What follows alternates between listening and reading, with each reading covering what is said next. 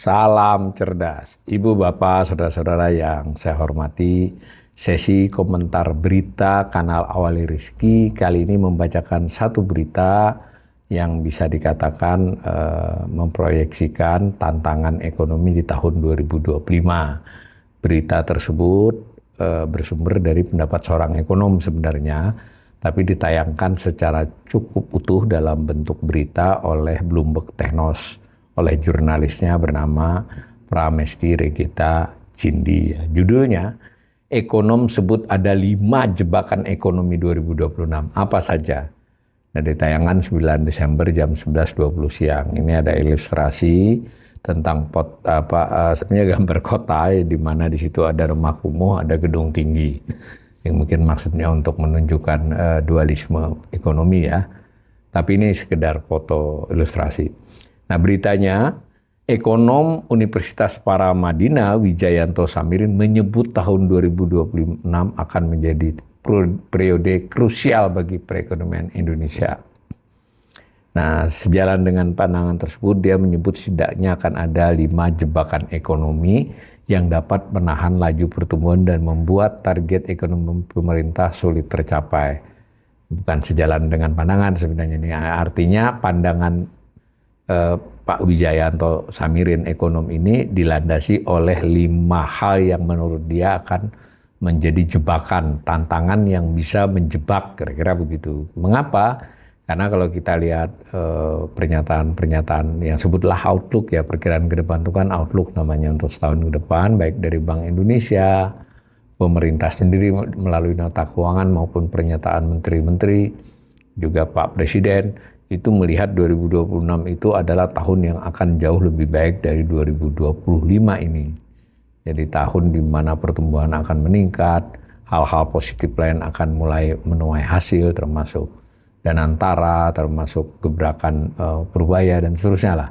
Nah, ini Pak Wijayanto sebagai seorang ekonom memberikan pandangan yang kira-kira gini, hati-hati, itu ada tantangan-tantangan yang bisa menciptakan jebakan, semua skenario positif itu bisa tidak berjalan. Nah, 5 hal yang disebut oleh Pak Wija. Pertama, program Koperasi Desa Merah Putih. Menurutnya, program ini dinilai memiliki risiko besar karena dibangun secara top down tanpa melibatkan masyarakat serta konsep yang terus berubah.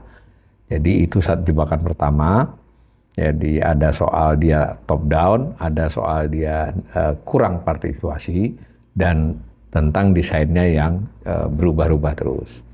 Nah, selain itu juga skema pembiayaan melalui kredit himbara yang dijamin dana desa membuka peluang tingginya kredit macet. Nah, disebut ini pengalaman BUMDes, Badan Usaha Milik Desa ini sebelumnya ya, di mana menurut Pak Wija ini hanya 5% yang berhasil. Padahal waktu itu sudah lebih melibatkan masyarakat dan dibangun dengan persiapan yang lebih matang ya. Nah, success rate KDMP berpotensi lebih rendah. Bayangkan ya, BUMDes saja menurut Pak Wija ini baru 5% yang berhasil. Nah, ini KDMP bagaimana? Nah, itu dari rupanya pernyataan Pak Wija ini tidak langsung untuk Bloomberg, tapi dalam paparannya untuk tantangan ekonomi 2026. Dikutip Selasa 9 Desember 2025. Kedua, ia menilai pemotongan transfer ke daerah TKD itu juga menjadi tantangan tadi yang bisa jadi jebakan. Lantaran 2/3 provinsi sangat bergantung TKD. Jadi besar sekali ya, jadi 2/3 bergantung TKD untuk menopang APBD-nya. Ketergantungan itu provinsi yang kabupaten kota mencapai 80-85% untuk belanja rutin bahkan.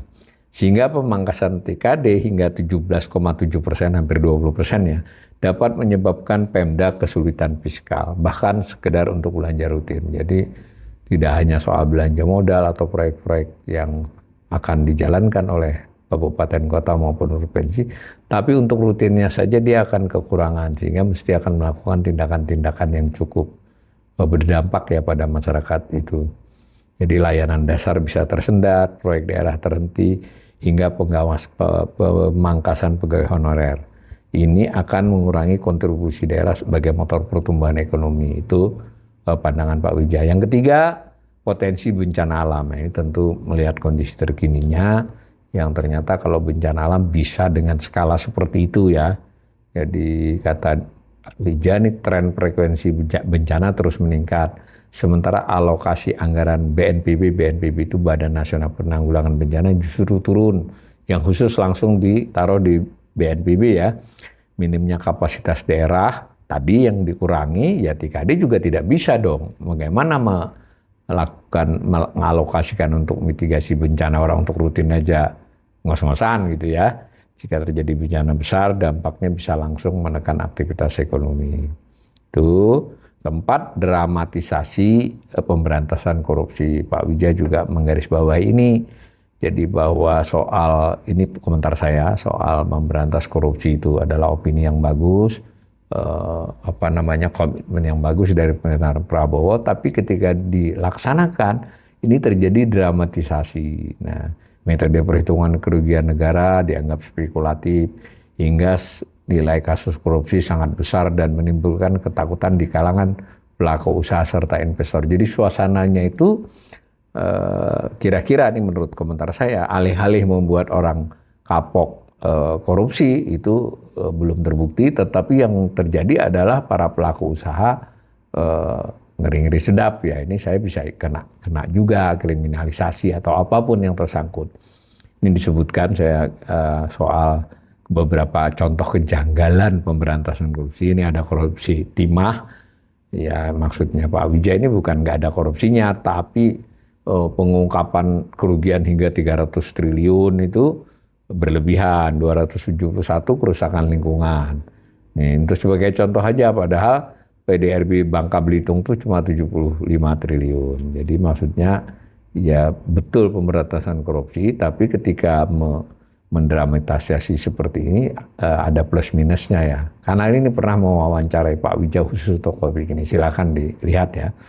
Lalu dia contohkan soal korupsi oplosan Pertalite, lalu korupsi ASDP dan silakan, karena kebetulan ini juga disampaikan di kanal ini. Yang penting Pak Wijaya ini maunya itu bukan menggarisbawahi betul upaya pemberantasan korupsi, tapi benar-benar tepat gitu ya, opini yang dibangun tepat, pemberantasannya sesuai dengan aturan-aturan dan aparat penegak hukum yang melaksanakan secara konsisten dan bertanggung jawab.